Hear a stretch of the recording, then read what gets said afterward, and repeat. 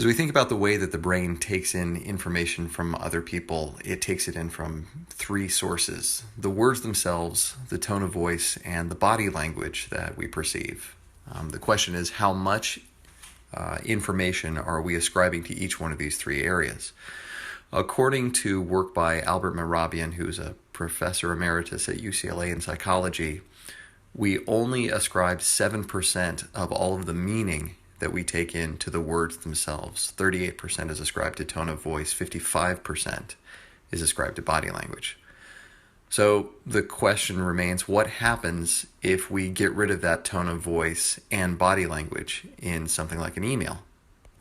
In an email, you're left only with the words, and so algebraically, you would think that 100% of meaning would be ascribed to what's in there.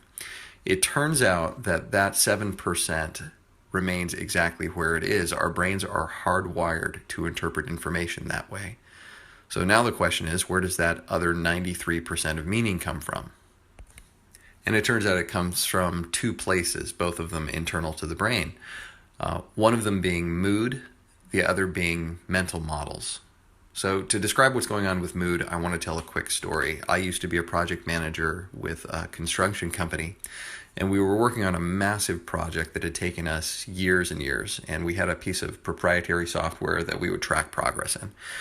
And we were just about ready to finish the project, and it was on a Friday, and we were going to have a party, and there was going to be cake and all kinds of fun stuff. And I was sending a text to one of our coordinators, and I said, and the last thing I want to do on Friday is to close the project, meaning just as a way to send off the project to click close on the software.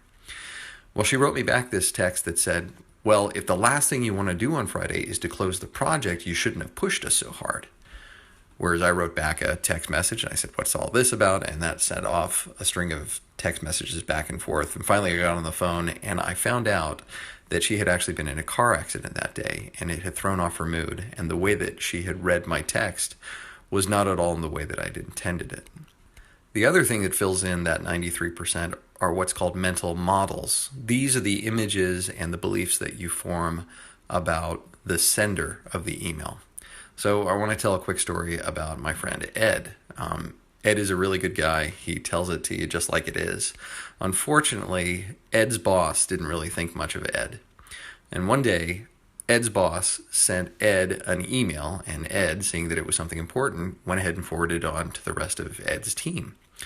He sent an email back to his boss that said something in the nature of, hey boss, I resent your email. Well, his boss, not having a very good mental model of Ed, read it, I resent your email. So mental models, mood, and awareness of them goes a long way to preventing miscommunications.